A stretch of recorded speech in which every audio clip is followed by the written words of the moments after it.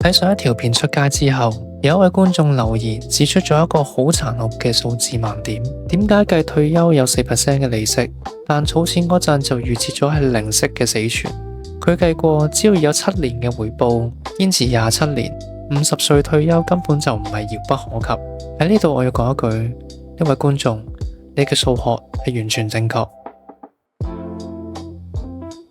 如果人生係一個 Excel 嘅試算表，27年後你的確係可以硬硬腳咁樣退休，但現實係呢27年正正係人生開支最恐怖嘅階段。你要面對嘅唔係純粹嘅數字遊戲，而係突然殺到埋身嘅龐大開支。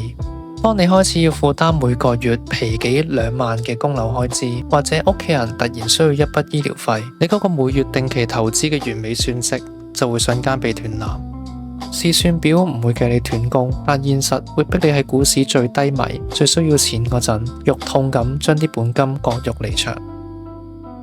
喺我講下一個 point 之前，我想帶出一樣嘢，就係我呢個 channel 係唔會提供任何嘅投資意見。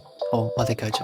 第二，長期維持7至10% 嘅年回報，如果我哋乖乖地咁樣買大盤追蹤指數，死攻27年，其實的確有機會做得到。但係點解咁多嘅散戶去到最後都係做唔到？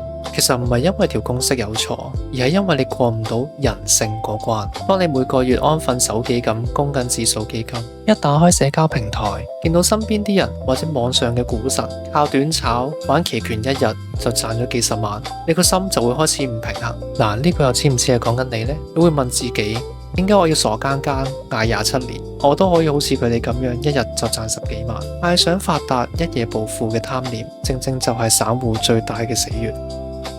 於是你頂唔順長線投資嘅沉悶，將辛辛苦苦儲落嘅本金攞去跟風短炒，追漲殺跌。呢個時候最致命嘅摩擦成本就會出現。你每一次心急轉倉，每一次頻繁買賣，都喺度俾緊平台瘋狂咁抽佣。呢一個殘酷真相，出邊有冇人會主動教你或者提醒你？絕對冇。點解啊？因為你每一次嘅禁制交易就係平台最賺錢嘅時候。佢哋點會咁好心叫你忍手？你個倉最後係賺定係蝕？你破唔破產？佢哋根本唔 care。佢哋唯一關心嘅係你有冇被貪婪所支配，然後好積極、好頻繁咁樣不斷為佢哋貢獻手續費。你以為自己炒緊股，其實你只係一隻喺賭場入面俾平台揸乾揸淨嘅扯線木偶。要達到50歲退休嘅境界，你最大嘅敵人從來都唔係個股市，而係你對於慢慢變富嘅唔甘心。咁我喺呢度做一個總結先，50歲退休唔係發夢，算式係絕對成立嘅，但要將呢條算式變成現實，你需要嘅唔單止係耐性，而係極度反人性嘅紀律，同一套對抗殘酷現實、控制每一毫子交易成本嘅護城河。多謝呢位觀眾嘅高質留言，認清現實先可以腳踏實地。如果你有任何嘅個人睇法，都歡迎你喺下面嘅留言區留言，我哋一齊討論，一齊成長，一齊進步。去到最後，如果你覺得呢條影片對你係有幫助，幫我撳個 like， 撳個訂閱。廢話少，精簡多，呢度係零度現實，我哋下次見。